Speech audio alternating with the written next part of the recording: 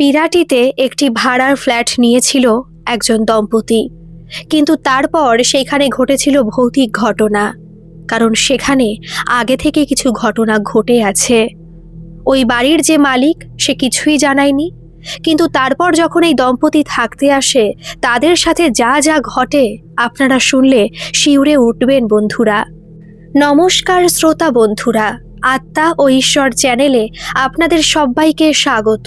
আশা করি আপনারা সকলেই খুব ভালো আছেন, সুস্থ আছেন। আত্মা ও ঈশ্বরকে এতটা ভালোবাসা দেওয়ার জন্য আপনাদেরকে জানাই অসংখ্য ধন্যবাদ। তাহলে চলুন বন্ধুরা, শুরু করা যাক আজকের এই ঘটনাটি আমাকে রানাঘাট থেকে প্রিয়াঙ্কাদি পাঠিয়েছে। প্রিয়াঙ্কাদি এবং বিভাসদা বিরাটির একটি ফ্ল্যাট ভাড়া নেয়, আর বিভাসদার অফিস হলো সেক্টর 1-এ। এটা কিন্তু কোনো বেসরকারি অফিস নয়, এটা একটা সরকারি অফিস। বিভাসদা আগে ফুড কর্পোরেশনে চাকরি করত, কিন্তু সে স্যাটিসফাইড ছিল না চাকরিটা নিয়ে। সে চেয়েছিল আরও ভালো কোনো পোস্টে সে যেন জয়েন করতে পারে, ভালো চাকরি পেতে পারে। সেইভাবেই সে মিসলিনিয়াস পরীক্ষা দেয় এবং ভালো পোস্টে সে চাকরি পেয়ে যায়। তার অফিস ওই সেক্টর 1-এই পড়ে। রানাঘাট থেকে সেক্টর 1 যাওয়া চারটিখানি কথা নয়, ডেলি প্যাসেঞ্জারি করা কিন্তু খুব সমস্যা হয়ে দাঁড়ায়।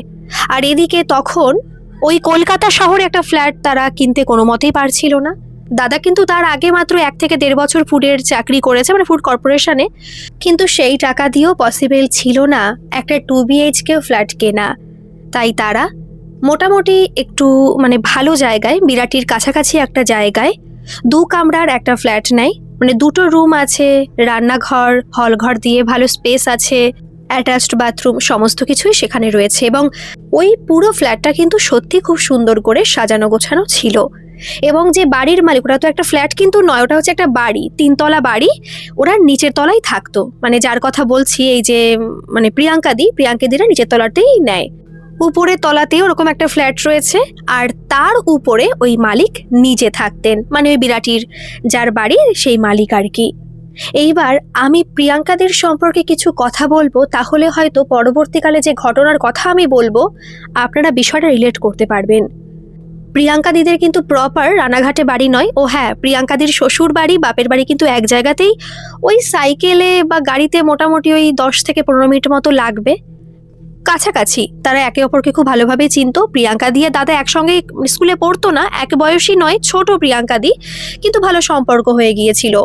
তারপর তারা লাভ ম্যারেজ করে আর কি। কিন্তু প্রিয়াঙ্কাদির ছোটবেলা থেকে একটু সমস্যা ছিল, কারণ প্রিয়াঙ্কাদিদের বাড়ি কিন্তু রানাঘাটের মেইন জায়গায় নয়, একটু ভিতরের দিকে, যেখানে পুরো গ্রাম্য এলাকা, সেখানে বাড়ি। তো ছোটবেলায় নাকি একটা ইনসিডেন্ট ঘটে গেছে প্রিয়াঙ্কাদির সাথে। প্রিয়াঙ্কাদিরা নাকি মাঠে, মানে কারোর বিয়ে ছিল সেখানে, তো সেই দিন কারোর গায়ে হলুদ ছিল, কোনো মহিলার মানে গায়ে হলুদ ছিল। এবার দেখবেন গায়ে হলুদ পরার পরে সবসময় বলে যার বিয়ে হচ্ছে তাকে সবসময় ধরে রাখতে হবে। কারোর ঘরের মধ্যে থাকলে ধরার দরকার নেই, উঠোনে থাকলে ধরার দরকার নেই, কিন্তু সে যদি বাড়ির বাইরে কোথাও যায় তাহলে তাকে যেন ধরে কোথাও নিয়ে যাওয়া হয়। এইবার সেই মেয়েটি যার বিয়ে ছিল তার সাথে এই বোনটা মানে হাত ধরেই পাশের একটা বাড়িতে নিয়ে যাচ্ছিল। এইবার তখন তো আর মেকআপ আর্টিস্ট এরকম তো কিছু ছিল না, তখন ওই পাশের বাড়ি যদি কেউ ভালো সুন্দর সাজাতে পারে তার কাছে সাজানো হতো। তো সেখানে নিয়ে যেতে হবে, কিন্তু সেখানে যাওয়ার জন্য একটা বাঁশবাগান পেরোতে হতো। কিন্তু যখন সেখানে যায় একটা হাওয়া, মানে ভীষণ জোরে হাওয়া হচ্ছিল, সেই হাওয়াটা দুজনের গায়ে লেগেছিল এবং দুজনই সেখানে অজ্ঞান হয়ে পড়ে গিয়েছিল। সবাই ছুটে গিয়েছিল, কারণ ওরা অজ্ঞান হয়ে পড়ে যাওয়ার আগে চেঁচিয়েছিল একটু। সবাই যাওয়ার পর ধরে আবার আনা হয়। চোখে একটু জল দেওয়ার পরে ওদের জ্ঞান চলে এসেছিল। কিন্তু দিদির অনেক সমস্যা হয়েছিল, মানে সেই দিদির আর কি খুব সমস্যা হয়েছিল। তারপরে সেই বিয়ের দিনই ওঝা ডেকে অনেক কিছু করিয়ে তারপরে বিয়ে দেওয়া হয়। মেয়েটার কিন্তু তেমন কোনো সমস্যা ছিল না, তো ভেবেছে যে কিছুই না, হয়তো মেয়েটারই মানে যার বিয়ে তারই একটু সমস্যা হয়েছে। কিন্তু যখন মেয়েটার বিয়েটিও হয়ে যায় ওর তো কোনো সমস্যা হয়নি, কিন্তু ওই বাচ্চা মেয়েটার শুধু জ্বর লেগেই থাকতো। কেন এরকম হতো কেউ বুঝতো না। মাঝে মাঝে ওই নার্ভের যে পেশেন্টগুলো আছে না, তাদের তো অনেক সময় একটু সমস্যা হয়, তো মাঝে মাঝে না সেরকমও করছিল। তো সেভাবে ডাক্তার দেখানো হয়। ডাক্তার তখন বলে যে এরকম একটু নার্ভের সমস্যা দেখা দিয়েছে, তার জন্য এরকম প্রবলেম হয় আর কি। ওরা তো খুব টেনশনে পড়ে, ওষুধ খেয়েই চলে, কিন্তু জ্বর কমে না। তো তারপর যে ওঝা ওই দিদিকে ঠিক করে বিয়ে দিয়েছিল সেই ওঝাকে ডাকা হয়। তিনি বলেন ওর কোনো নার্ভের কোনো সমস্যা না, ওর যে হাওয়াটা লেগেছিল ওকে ভালোভাবে জাকিয়ে বসতে পারছে না। যেহেতু মানে আমি কথাটা বলছি, ও তো ছোট বাচ্চা মেয়ে ছিল, তখন পিরিয়ডস হয়নি। এটা শুনেছি যে পিরিয়ডস হওয়ার আগে যদি কোনো হাওয়া বাতাস লাগে তাহলে সেটা নাকি জাকিয়ে বসতে পারে না, কিন্তু যদি তার পরে হয় তাহলে তার মধ্যে মানে বিশেষ করে মেয়েদের ক্ষেত্রে সেই আত্মাটা ভালোভাবে জাকিয়ে বসতে পারে। তো মাঝে মাঝে জ্বর আসছে, মাঝে মাঝে ওরকম হচ্ছে, কিন্তু যদি তার পিরিয়ডস হয়ে যেত বা সে যদি একটু বড় মেয়ে হতো তাহলে হয়তো অনেক কিছু হয়ে যেতে পারতো। তখন সে ওঝা ওকে ঝাড়িয়ে টাড়িয়ে দেয়, কিন্তু সেই থেকে ওর না নার্ভের সমস্যাটা আর কমেনি। নার্ভের সমস্যা ওর সেখান থেকে শুরু হয়েছিল। আমি নার্ভের সমস্যা বলবো, এটা না বেশি মারাত্মক ছিল। নার্ভের রোগী তো অন্যরকম হয়, হাত পা ঝিনঝিন করে, একটু ব্যথা হয়, কিন্তু ওরটা না খুব মারাত্মক ছিল। মাঝে মাঝে শরীরটার উপর বেঁকে যেত। এটা কিন্তু আগে কখনো হয়নি। তখন ওর বয়স ছিল কত, ওই 7 থেকে 8 বছর ওরকম বয়স ছিল। তখন থেকে ওর সমস্যাটা শুরু হয়েছে এবং প্রায় 2-3 মাস অন্তর অন্তর একবার করে হয়। তখন ডাক্তার দেখাতে হয়, আবার ঠিক হয়ে যায়। আর ওঝা তখন মানে ওঝাকে বলা হতো যে ওর কি ঠিক হয়েছে, ওর কিন্তু এরকম হয়। বলছে না, ওর মধ্যে যে ব্যাপারটা ছিল ওটা ঠিক হয়ে গেছে, ওখানে ওর কোনো সমস্যা নেই, কিন্তু নার্ভের সমস্যা হয়তো ধরে গেছে, ডাক্তার দেখান, আস্তে আস্তে হয়তো পরবর্তীকালে ঠিক হয়ে যাবে। কিন্তু এই যে প্রিয়াঙ্কাদি এত বছর হয়ে গেছে ওর, তারপরেও কিন্তু নার্ভের সমস্যা ঠিক হয়নি। এখন আর 2-3 মাস অন্তর অন্তর হয় না, কিন্তু প্রায় 6-7 মাস অন্তত একবার না একবার ওরকম ব্যাপার হবেই হবে। হোমিওপ্যাথিক ওষুধ সে রেগুলার খেয়ে যাচ্ছে এই নার্ভের সমস্যার জন্য। আর দিদি এটা বলে যে এই ওষুধ খাওয়ার পরেই নাকি তার এই যে সমস্যাটা অনেকটা কমে গেছে। আগে 2-3 মাস অন্তর অন্তর হতো, কিন্তু এখন 6-7 মাস অন্তর অন্তর হয়, এতটা খুব বেশি আর আগের মতো হয় না। প্রথম প্রথম বিভাসদা কদিন কিন্তু জার্নি করেছে, ডেলি প্যাসেঞ্জারই করেছে, কিন্তু তার পক্ষে আর সম্ভব ছিল না। তারপর প্রিয়াঙ্কাদি এবং বিভাসদা মিলে ঠিক করে যে বিরাটিতেই একটা ফ্ল্যাট নেবে এবং সেই মতো সেই ফ্ল্যাটটা তারা নেয়। প্রথম দিন গিয়ে দেখে চলে এসেছিল। নিজের যে ফ্যামিলি মানে প্রিয়াঙ্কাদির মা গিয়েছিল, প্রিয়াঙ্কাদির শাশুড়ি মা গিয়েছিল, দুজন মিলে সেখানে দেখেও এসেছিল। তাদের জায়গাটা সমস্ত কিছু দেখে না খুব পছন্দ হয়ে গেছে। ভালো কথা, তারা বাড়ি চলে এসেছে। তারপর তারা রবিবার দেখে বিকেলবেলায় সেখানে শিফট হবে, কারণ সোমবার দিন দাদার অফিস রয়েছে। তার আগের দিন ওখানে শিফট না হলে পরের দিন সমস্যা হয়ে যাবে। রবিবার দিন বিকেলবেলা সেখানে যায় এবং সাথে কিন্তু অনেকেই গিয়েছিল, কারণ সেখানে তো গাড়ি নিয়ে জিনিসপত্র নিয়ে যেতে হবে। তো সেই মতো সেখানে জিনিসপত্র নিয়ে যাওয়া হয় এবং সেই দিন কিন্তু এই প্রিয়াঙ্কাদির বাবা মা, প্রিয়াঙ্কাদির শ্বশুর শাশুড়ি সবাই সেখানে গিয়েছিল। এইবার যেহেতু ওই যে বললাম 2টো রুম আছে, তাই তারা কিন্তু সেদিন ওই বাড়িতে থেকে গিয়েছিল, কারণ সেখানে সমস্ত কিছু গুছিয়ে আস্তে আস্তে কিন্তু লেট হয়ে যেত। তাই তারা সেদিন থেকে গিয়েছিল। একটা ঘরের মধ্যে প্রিয়াঙ্কাদির যে বাবা, তার হাজবেন্ড, তার শ্বশুর মশাই শুয়েছিল এবং একটা খাটে প্রিয়াঙ্কাদির শাশুড়ি মা এবং তার মা শুয়েছিল। এইভাবেই রাতটা কোনো মতে কাটলো। সেদিন কিন্তু কোনো রকম কোনো সমস্যা মনে হয়নি, শুধু প্রিয়াঙ্কাদির ঘুম আসতে চায়নি। একটু অন্যরকম লাগছিল, মনে হলো যে অচেনা একটা পরিবেশ, কেমন যেন না বাড়িটা একটু ভার ভার লাগছিল, অন্যরকম লাগছিল। কিন্তু এটা তো হওয়ারই কথা, নতুন জায়গা। এর আগে বাপের বাড়ি থেকেছে আর শ্বশুর বাড়ি থেকেছে, অন্য কোথাও কিন্তু দিদি এর আগে তেমনভাবে রাত কাটায়নি। আর সত্যি বলতে দিদির নিজের জায়গা ছাড়া অন্য জায়গায় গিয়ে ঘুমোতে না একটু সমস্যা হয়, রাত কাটাতে সমস্যা হয়। তো সেটাই হয়েছিল। তাই দিদি ভেবেছিল যে হয়তো আমি অন্য জায়গায় এসেছি, তো আমার এরকম মনে হচ্ছে। একটা ছাড়া ছাড়া ঘুম হয়েছিল সেদিন, মানে সেদিন রাত্রে। তেমন কিন্তু ভয়ের কিছু হয়নি। পরের দিন সকাল হলো, তার হাজবেন্ড অফিসে চলে গেল, আর এদিকে সকালবেলার খাওয়া দাওয়া করে প্রিয়াঙ্কাদির শ্বশুর শাশুড়ি, তার বাবা মা সবাই একই ট্রেনে রওনা হয়ে গিয়েছিল রানাঘাটের উদ্দেশ্যে। তখনও প্রিয়াঙ্কাদির প্রচুর কাজ। তার আগের দিন তার মানে শ্বশুর শাশুড়ি বাবা মা সবাই মিলে হেল্প করলেও পুরোপুরি তো আর গোছাতে পারেনি, কারণ নিজের গোছানো নিজের কাছে, অন্য কেউ গোছালে কিন্তু সেগুলো ঠিকভাবে হয় না, মনোপুত হয় না। তো দিদি না সমস্ত কিছু গোছাচ্ছিল। তো সেই সময় হঠাৎ করে মনে হলো যে সেই রুমে দিদি কিন্তু একা নেই, অন্য কেউ সেখানে আছে। দেখবেন আমরা যদি কাউকে সরাসরি নাও দেখি তবুও কিন্তু আমরা অনুভব করতে পারি যে এই ঘরের মধ্যে অন্য কেউ একজন আছে, এটা কিন্তু বোঝাই যায়, প্রত্যেকেই বুঝতে পারে। দিদিরও সেটাই মনে হচ্ছিল যে আমি ব্যতীত এই ঘরে অন্য কেউ আছে। কিন্তু যখনই সে পিছন ফিরে তাকাচ্ছে বা দেখার চেষ্টা করছে, তখন কিন্তু সে কাউকেই দেখতে পারছে না।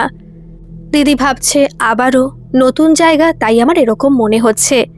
এর মাঝখানে আবার উপরতলার যে মালিক তিনি দেখা করতে এসেছেন। তার কথাবার্তা সমস্ত কিছু কিন্তু খুব অমায়িক।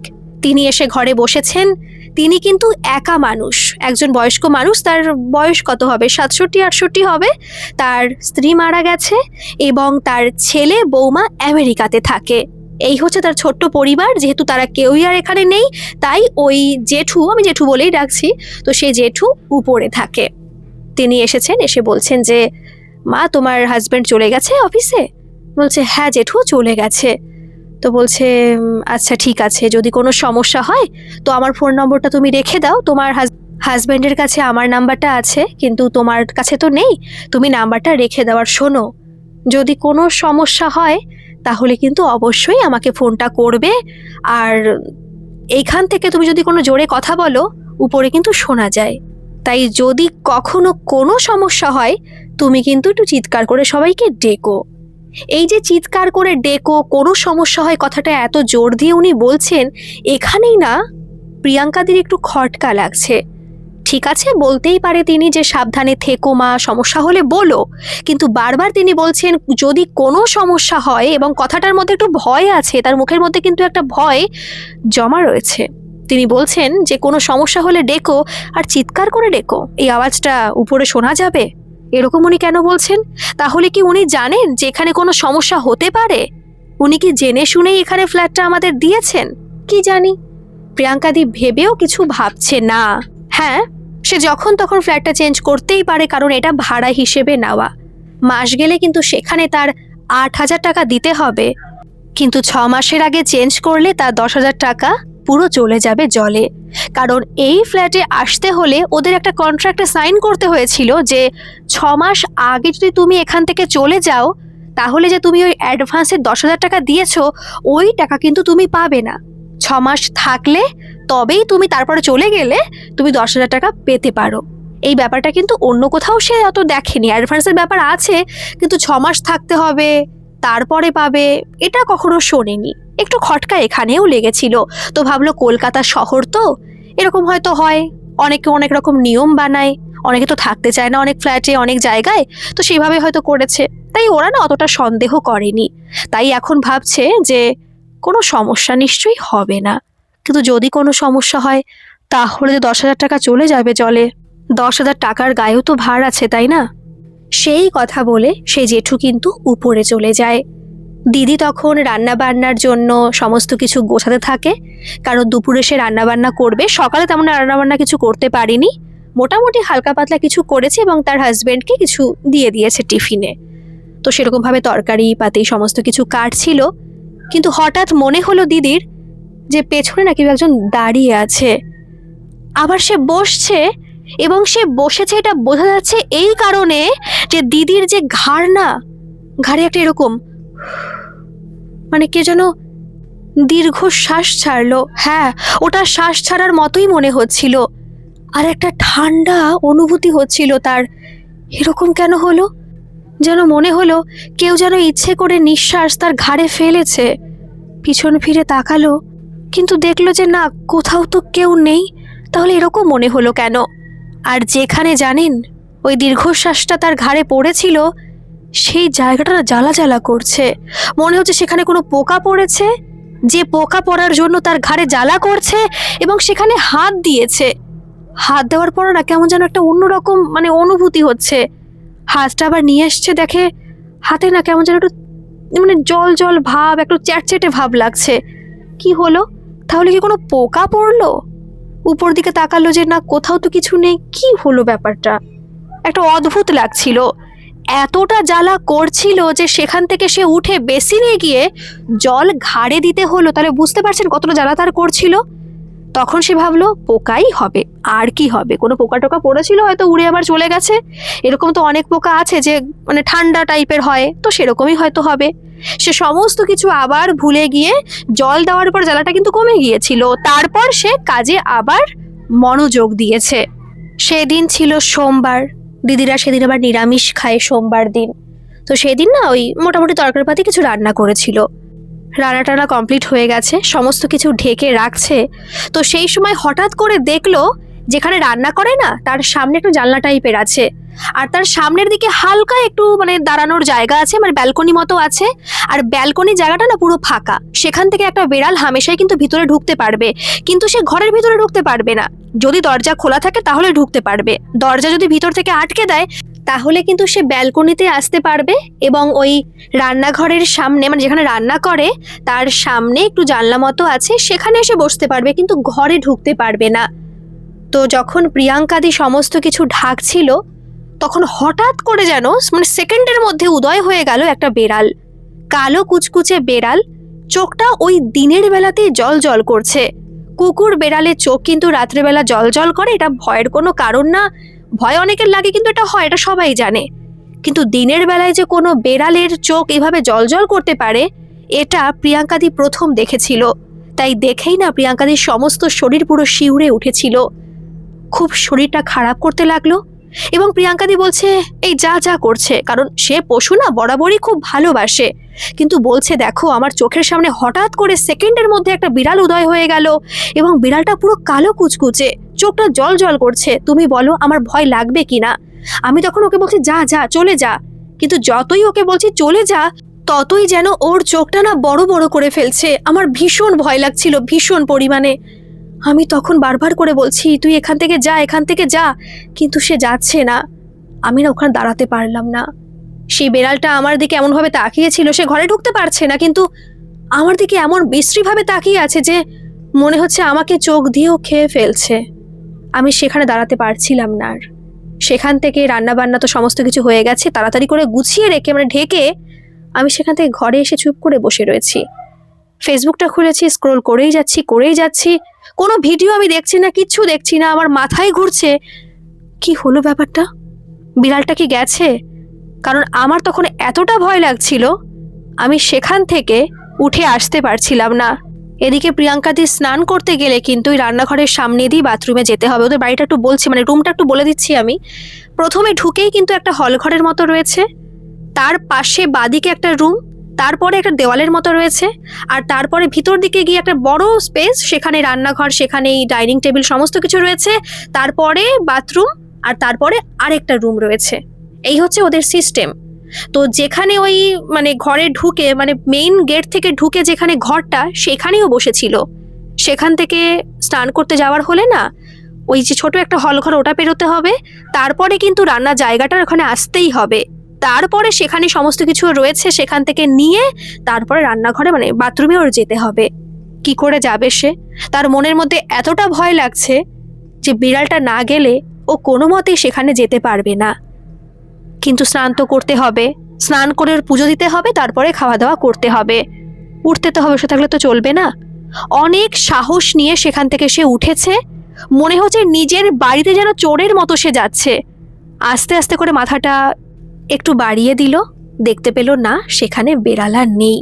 মনে মনে একটু স্বস্তির নিঃশ্বাস নিল সে। তারপর জামা কাপড় নিয়ে স্নান করতে গেল, সেখান থেকে বেরিয়ে এসে পুজো দিল। পুজো দেওয়ার পরে খাওয়া দাওয়াও করলো। খাওয়া দাওয়া সব কমপ্লিট হয়ে গেছে। তারপর তার বাবা মার সাথে, শ্বশুর শাশুড়ির সাথে কথা বলার পরে সে একটু রেস্ট নিতে গেছে। ওদের রুমটা ওই যে গেট থেকে ঢুকে যে বাদিকে যে রুমটা, ওই রুমেই ওরা থাকে, আর ওই যে আরেকটা রুম ওটা গেস্ট রুম হিসাবে রেখে দিয়েছে। তো সেই রুমে না শুয়ে শুয়ে ফোন দেখছিল, আর হঠাৎ করে যেন রান্নাঘর থেকে একটা বাসন কোসন পড়ার আওয়াজ হলো। ও ভাবলো যে বিড়ালটা ঢুকলো নাকি, কিন্তু ঢোকার কথা তো কোনোভাবেই না, কারণ সেখান থেকে কোনো ঢুকতে পারবে না, দরজা জানলা সব বন্ধ। বিড়ালটা ওর জন্য তো বাইরেই বসেছিল। আস্তে আস্তে আবার সাহস নিয়ে গেল, দেখলো যে বাসন সত্যিই পড়ে আছে, কিন্তু কোথাও কোনো বেড়াল নেই।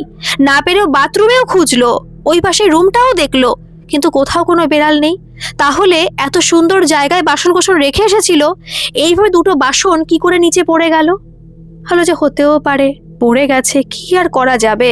সমস্ত কিছু না একটা অন্যরকম ভাবে সে নিচ্ছে যে হতেই পারে, এটাই হয়তো হয়েছে, যুক্তি দিয়ে ভাবছে।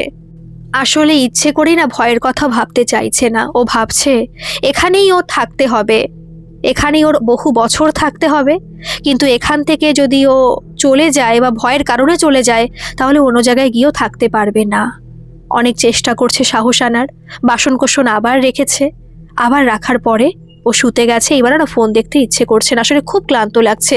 কালকে তো অনেক পরিশ্রম গেছে, সারাটা দিন শুধু জার্নি গেছে, এসেছে গোছানো, ঠিকমতো বিশ্রামও পায়নি, আর রাত্রে তো এখানে এসে ঘুমও হয়নি, তাই ফোনটাকে রেখেও একটু ঘুমিয়েছে। তখন ওই 3:30-4টে মতো বাজে। প্রিয়াঙ্কাদি না শুয়ে ঘুমিয়েও পড়েছে, কিন্তু যখন ঘুমিয়ে পড়েছে তখন প্রিয়াঙ্কাদি স্পষ্ট পুরো অনুভব করতে পেরেছে কেউ একজন তার মাথা ধরে এভাবে ঝাঁকিয়ে দিয়েছে। ওঠ, যা বলছি, এখান থেকে চলে যা বলছি। প্রিয়াঙ্কাদি না সঙ্গে সঙ্গে পুরো সেকেন্ডের মধ্যে সে উঠে বসলো, বসে ভাবছে আমি কি স্বপ্ন দেখলাম। এখনো কিন্তু মাথায়, দেখবেন আমি একটা কথা বলি, আপনারা ধর কোথায় কোনো আপনাদের শরীরে কোনো অঙ্গ প্রত্যঙ্গে আপনারা টাচ করেছেন, একটু পরে দেখুন এখনো মনে হবে না যে সেখানে টাচ হয়েছে বা টাচের অন্যরকম একটা ব্যাপার রয়েছে।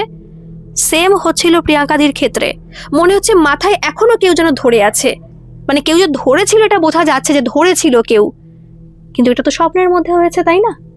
কারণ সে ঘুমিয়ে পড়েছিল, স্বপ্নই হবে, কারণ বাস্তবে তো কোনো মতে হতে পারে না যে কেউ একজন এসে বলবে কি রে ওঠ ওঠ, চলে যা বলছি, চলে যা। এটা নিশ্চয়ই হতে পারে না। তাহলে প্রিয়াঙ্কাদি কি করবে সে এখন? তার এতটা ভয় লাগছে, সে থরথর করে কাঁপছে সেখানে বসে, কিন্তু সে কাউকে আর কিছু বলতে পারছে না। মাত্র একদিন হয়েছে এখানে এসছে, এখন কি সে বাড়িতে ফোন করে বলবে আমি থাকতে পারছি না, আমার এরকম মনে হচ্ছে? তাছাড়া কিন্তু প্রিয়াঙ্কাদির মনে আছে সে ছোটবেলার কথা, তখন তো সবে 7-8 বছর, খুব ছোট তো আর নয়। ওর কিন্তু সমস্ত কথাই মনে আছে কি হয়েছিল ওর সাথে, তাই ভয়টা কিন্তু ওর বরাবরই। কিন্তু ওই যে এখানে থাকতে হবে, সাহস আনতে হবে, তাই সাহস আনছে। কিন্তু একটা ঘটনা ওর সাথে অলরেডি ছোটবেলায় ঘটে গেছে, সেটাও ভুলবে কি করে, কোনোদিন ভুলতে পারবে না। আর যেই কারণে ওর নার্ভের সমস্যা থেকেই গেছে, এখনো নির্মূল হয়নি। এখন যদিও বলে যে এরকম এরকম হচ্ছে, তখন সবাই ভাবে এটা ওর রোগ, ও অন্যরকম কিছু ভাবছে, হয়তো আবার শরীর খারাপ করছে। ও না কাউকে কিছু বলেনি, সেখান থেকে উঠে আর ঘুমোয়নি, বাইরে গেছে অনেক সাহস নিয়ে গেছে নিজের কষ্টের কথা ভেবে, যে আমার তো শরীর এমনি অসুস্থ, এখন যদি আমি আবার এরকম এরকম বলি সবাই আমাকে অবিশ্বাসই করবে। তাই অনেকটা সাহস নিয়ে কিন্তু আবার সে বাইরে গেছে নিজের জন্য। ভাত তো খেয়েছে একটু আগে, তবু নিজের জন্য 4:30-5টার সময় চা বানিয়েছে, একা একা বসে চা খেয়েছে। চা খাওয়ার পরে নিজে ফোন টোন দেখেছে, তারপরে কিন্তু তার স্বামীকে ফোন করেছে। এমনি কিন্তু প্রিয়াঙ্কাদি খুব স্মার্ট একজন মেয়ে। তো তার হাজব্যান্ডকে ফোন করার পরে বলছে যে আমি বাজার করে নিয়ে আসবো, তুমি কখন আসবে, আমি একা একা যাচ্ছি। বলছে হ্যাঁ যাও, যদি পারো তো যাও। প্রিয়াঙ্কাদি কি করলো, ঘরে লক করে প্রিয়াঙ্কাদি বাজার চলে গেল, যেহেতু বাজার না খুব কাছেই, সেখানে গিয়ে নিজের ইচ্ছা মতো সমস্ত কিছু বাজার করে প্রিয়াঙ্কাদি বাড়িতে চলে এসেছে। ঘরে লক খুলেছে, কিন্তু যখন ঘর খুলেছে আপনারা শুনলে অবাক হবেন, পুরো ঘরের মধ্যে বাসন কোসনের ছড়াছড়ি। দুপুরবেলা তো 2টো বাসন পড়েছিল, এখন কম করে ওই একটা ঝুড়ি আছে প্রিয়াঙ্কাদি, সেখানে সমস্ত থালা বাসন থাকে, সেই ঝুড়িতে একটা থালা বাসন নেই, ঝুড়িটাও নিচে পড়া, মোটামুটি ঝুড়িটা শুদ্ধ নিচে পড়েছে, সমস্ত থালা বাসন এদিক ওদিক হয়ে গেছে। কতটা ভয় লাগছে ভাবুন, তখন তো পুরো সন্ধ্যা হয়ে গেছে, তার হাজবেন্ড একটু পরেই ঢুকে যাবে, তার কতটা ভয় লাগছে সেই সময়। সে না পেরে সে মালিককে ফোন করেছে, কারণ সে পারছিল না, এতটা ভয় তার করছিল, আর কত সাহস আনবে বলতে পারেন। সে মালিককে ফোন করে বলছে জেঠু একটু নিচে আসবেন। তিনি তো সমস্ত কিছু জানেন বলেই তো এত কিছু বলে গিয়েছিলেন না, তিনি সঙ্গে সঙ্গে এসেছেন, একটু লেট করেননি। এসে বলছে কি হয়েছে মা? জেঠু এরকম এরকম ব্যাপার, এর আগে না কি ঘটেছে এসব কিছু বলেনি, দুপুরবেলা ঘটেছে কিরকম, কেউ যেন মাথায় হাত দিয়েছে, এইসব কিছুই বলেনি, কিচ্ছু না, শুধু বলেছে জেঠু কোনো কি বিড়াল আছে এখানে, আসলে এরকম থালা বাসন পড়ে রয়েছে সমস্ত কিছু, আমি তো বুঝতে পারছি না। বলছে হ্যাঁ মা, একটা বিড়াল তো এমনি আছে। বলছে কি রঙের? বলছে সাদা রঙের একটা বিড়াল আছে, এমনি আসে। বলছে না কোনো কালো রঙের বিড়াল? বলছে না তো মা, কোনো কালো বিড়াল তো নেই, কি হয়েছে? বলছে জেঠু কোনো বিড়ালকে ঢুকতে পারবে দরজা জানলা সব বন্ধ থাকলে? বলছে না মা, ঢুকতে পারবে না, কিন্তু যে কথা বলছে কথার মধ্যে কিন্তু 100% সে কনফিডেন্ট নয়, তার মনের মধ্যে একটু ভয় রয়েছে এবং সে আমতা আমতা করে কথা বলছে। আর প্রিয়াঙ্কাদি খুবই শিক্ষিত একজন মহিলা, খুব স্মার্ট একজন মেয়ে, সে অন্য কেউ কথা বললে বুঝে যাবে সে কিভাবে বলতে চাইছে, সে সত্যি বলছে না মিথ্যে বলছে। প্রিয়াঙ্কাদি বুঝে গেল কিছু খটর মটর ব্যাপার তো রয়েইছে। বলছে জেঠু একটা কথা বলুন, কোনো বিড়াল নেই, কিছু নেই, তাহলে আমার থালা বাসন কি করে পড়ে গেল? তখন সে বলছে দুপুরবেলায় আমি শুয়েছি, তখন 2টো থালা বাসন এভাবে পড়ে গিয়েছিল, কোনো কারণ ছাড়াই। বলুন জেঠু এটা কি করে সম্ভব? কোনো ইঁদুর আছে? বলছে না মা, কোনো ইঁদুর তো নেই, থাকলেও থাকতে পারে, নেই বলে আবার বলছে থাকলেও থাকতে পারে। বলছে আপনি শিওর তো ইঁদুর আছে? দেখুন তো, খুঁজে বের করুন তো। বলছে কি করে খুঁজে বের করবো মা, হয়তো বেরিয়ে গেছে। বলছে কোথা থেকে বেরিয়েছে জেঠু? জায়গা কি আছে কোথাও থেকে বেরোনোর, আপনি বলুন। বলছে চিমনি থেকে বেরোতে পারে। যে আপনি অবাক করা কথা বললেন জেঠু, একটা ইঁদুর কোনো সাপোর্ট না পেলে দেওয়ালে কিভাবে সে উঠে যাবে, সম্ভব তার পক্ষে? বলছে না মা, ইঁদুর সমস্ত কিছু পারে, তুমি অত ভয় পেও না, বুঝেছো? বলছে না জেঠু, আমি ভয় পাচ্ছি না। আপনি কি করে ভাবলেন যে আমি ভয় পাচ্ছি? আমি বলতে চাইছি যে কোনো জন্তু জানোয়ারের উৎপাত হচ্ছে না তো, মানে আমি বিড়ালদের কথা বলতে চাইছি আর কি। আপনি কি করে ভাবলেন যে আমি ভয়ের কথা বলছি? আমি তো ভয় পাচ্ছি না। তখনই জেঠু বললেন না মা, আমি এমনি বলছি আর কি, তুমি অতটা ভয় পেও না, কোনো সমস্যা হবে না, মনে হয় ইঁদুরই ঢুকেছে। সেই কথা বলতে বলতেই বিভাসদা চলে এসেছে। আর বিভাসদা এসে না আটকে উঠেছে, কারণ দরজাটা খোলা। আর বারবার করে প্রিয়াঙ্কাদিকে বলেছে দরজা সবসময় বন্ধ করে রাখবে। আর যেহেতু সন্ধ্যা হয়ে গেছে, সন্ধ্যার পর দরজা খোলা মানে ব্যাপারটা কি? আসলে যখন জেঠু ঢুকেছিল না, ওই কথোপকথনের মাঝখানে দরজা আর বন্ধ করতে পারি না, আর করেও নি। যেহেতু চলে যাবে একটু পরেই, দরজা খোলা দেখে জিজ্ঞেস করেছে। ভিতরে গিয়ে দেখে যে জেঠুর সাথে কথা বলছে। বলছে ও জেঠু, আপনি এসেছেন? কিন্তু তবুও রাস্তার পাশে তো এরকম বাড়ি, আর আমাদের যেহেতু নিচের তলা, দরজা খোলাটা তো ঠিক না। বলছে হ্যাঁ, সেটা ঠিক কথা, কি হয়েছে? আর তখনও সে ওই দেখতে পেল সারা মেঝের মধ্যে থালা বাসন ছড়াছড়ি রয়েছে, কারণ তখন থালা বাসন তো আর গোছায়নি, কথোপকথন তো হয়েই যাচ্ছে। বলছে কি ব্যাপার, এগুলো কি করে হলো? বলছে আর বলো না, এই ব্যাপার, দুপুরবেলা এটা হয়েছে, শুধু এই কথাটাই বলেছে। বলছে ও তাহলে কি বিড়াল? বলছে না, দেখ কোথাও ঢোকার জায়গা নেই, উনিও তো বলছেন বিড়াল ঢুকতে পারবে না। বলছে ইঁদুর? বলছে হ্যাঁ হ্যাঁ, ইঁদুরও ঢুকতে পারে, ইঁদুর ঢুকতেই পারে, আমি কালকে একটা ইঁদুর দেখেছি। তুমি ইঁদুর দেখেছো? বলছে হ্যাঁ, ইঁদুর দেখেছি তো। এইবার আর কোথায় যাবে, জেঠু তো এবার কনফিডেন্ট নিয়ে বলছে দেখেছো, আমি বলেছিলাম না ইঁদুর আছে এখানে। আর কিছুই না বলতে পারিনি ওদিকে ওই প্রিয়াঙ্কাদি। জেঠু ভালোভাবে কথা বলে চলে গেছে। বলছে কি হয়েছে, ঝগড়া করেছো নাকি? বলছে না না, ঝগড়া করিনি, আসলে এই ব্যাপার। দিদি না আর কিছু বলতে পারছে না তার সাথে কি কি হয়েছে, তার ঘাড়ে কি দীর্ঘ নিঃশ্বাস পড়েছে এবং সে আরও কি কি অনুভব করেছে, কিছুই কিন্তু বলতে পারিনি। যাই হোক, দিদি মানে প্রিয়াঙ্কাদি সমস্ত কিছু আবার গুছিয়ে রেখেছে। দাদা ফ্রেশ হয়েছে, আবার সে কফি বসিয়েছে, দুজনে মিলে কফি আবার খেয়েছে। খাওয়ার পরে তারা নর্মাল কথাবার্তা বলছিল, কারণ ঘর কিন্তু সমস্ত কিছু গোছানোই হয়ে গিয়েছিল, আর কোনো কাজটা ছিল না। দুজনে মিলে এরকম কথাবার্তা বলছে। বলার পরে আবার রান্নাবান্না করলো। রান্নাবান্না বলতে রাত রুটি করেছিল আর কি, তরকারি পাতি যা ছিল ওটা দিয়ে রাত্রেবেলা ওরা খাওয়া দাওয়া করে শুয়ে পড়েছে। কিন্তু সেই দিন রাত্রেবেলায় দিদি স্বপ্নে দেখেছে কেউ একজন মহিলা গলায় দড়ি দিয়ে রয়েছে, ফ্যানে ঝোলানো রয়েছে, এবং সে ভয়ানকভাবে প্রিয়াঙ্কাদির দিকে তাকিয়ে বলছে, একটু অন্যরকম ভাবে, স্পষ্ট কথা সে বলছিল না, সে বলে যাচ্ছে বেরিয়ে যা, এখান থেকে বেরিয়ে যা। স্পষ্ট বোঝা যাচ্ছে না, কিন্তু বোঝা যাচ্ছে এইটুকু যে বেরিয়ে যা বলছে। প্রিয়াঙ্কাদির ঘুম ভাঙছে না, সে স্বপ্নের মধ্যে এসব দেখতে পারছে, আর ভয়ানকভাবে সে ভয় পাচ্ছে, এতটা কষ্ট হচ্ছে তার, তার শ্বাস প্রশ্বাস আটকে যাচ্ছে।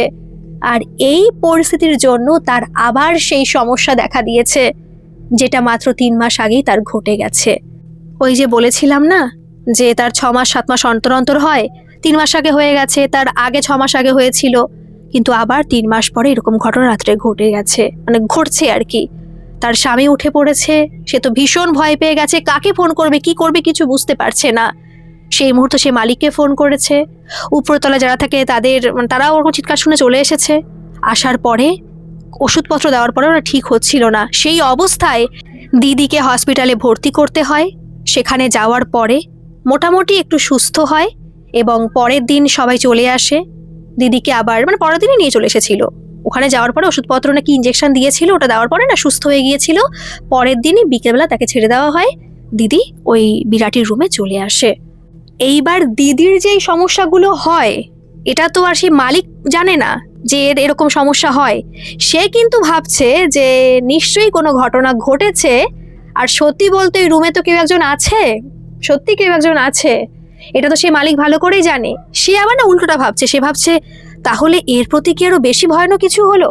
কারণ আমি বলেই দিচ্ছি আপনাদের ব্যাপারটা, এর আগে না এখানে প্রায় 4-5 জন ফ্যামিলি থাকতে এসেছে, তারা থাকতে পারেনি, একদিনের বেশি থাকতেই পারেনি, তাদের সাথে ভয়ানক কিছু হয়েছে, কিন্তু তাদেরকেও আঘাত করেনি। তারা এমনকি একজন নাকি দেখতেও পেয়েছে, হালকা আবছা কিছু দেখতেও পেয়েছে, তারপর তারা চলে গেছে। আর তারপর বহুদিন বন্ধ ছিল, আর সেই ঘটনার পরেই এরা এখানে আসে, আর তারপর ইনি কন্ট্রাক্টটা সাইন করান যে এই ব্যাপার কিন্তু 6 মাসের আগে কিন্তু চলে গেলে 10,000 টাকা কিন্তু আপনারা পাবেন না, অ্যাডভান্সে এত টাকা দিতে হবে। এবার উনি ভাবছেন তাহলে কি এই মেয়েটার প্রতি ওই যে যে এখানে থাকে যে আত্মা, সে কি খুব রেগে গেছে, তাই কি এর প্রতি এরকম আঁকড়ে ধরেছে, ওকে ওকে মারার চেষ্টা করছিল, তাই এরকম অসুস্থ হয়ে পড়েছে। তাই সেই জেঠু সন্ধ্যাবেলা এসে কাঁদো কাঁদো স্বরে বলছে, আমার ভুল হয়ে গেছে, আমাকে ক্ষমা করে দিন। হঠাৎ করে এই কথা শুনে সবাই তো অবাক, কারণ সবাই তো অন্যরকম ভাবে চিন্তা করছে তার মেয়েদের এই অবস্থা, তার বৌমার এই অবস্থা, কারণ ওই যে বললাম না পাশাপাশি বাড়ি, তাই এই যে প্রিয়াঙ্কাদের এরকম সমস্যা তো শ্বশুরবাড়ি সবাই জানে, তারা সত্যি খুব ভালো মানুষ, তারা খুব ভালোবাসে প্রিয়াঙ্কাদিকে, তার সমস্যার কথা জেনে কিন্তু তাকে বাড়ির বউ করে নিয়ে এসছে এবং ভালোবাসে, নিজের মেয়ের মতোই ভালোবাসে। তারা খুব চিন্তা করছে নিজের মেয়ের জন্য, বৌমার জন্য। আর এদিকে হঠাৎ করে ইনি এই কথাটা বলে বসেছে। কেন কথাটা বললো? সঙ্গে সঙ্গে ক্যাচ করে ধরে ফেলেছে প্রিয়াঙ্কাদি। সে অসুস্থ তবুও বলছে, আপনি কথাটা কেন বললেন জেঠু? কি হয়েছে, আপনি কি ভুল করে ফেলেছেন? আসলে জেঠুটা না খুব ভালো মানুষ ছিল, এবার তারও টাকার দরকার, তো সত্যি বলতে ছেলে বৌমা টাকা পাঠায় না, এবার নিজেরও তো থাকার জন্য টাকা দরকার, কোথায় টাকা পাবে তিনি? তাই ভেবেছে এখানে এত টাকা পেলে মাস গেলে 8,000 টাকা তো চারটেখানি কথা না, উপরে একজন আছে, আর কলকাতা বাজারে থাকতে হলে কিন্তু অনেক টাকার দরকার টিকে থাকতে গেলে। তো ভেবেছেন যে এইভাবে যদি কেউ আসে তাহলে হয়তো টাকাটা আমার থাকবে, টাকাটা আমার আসবে আর কি, তাই সে কাউকে এখানে রাখার জন্য এনেছে।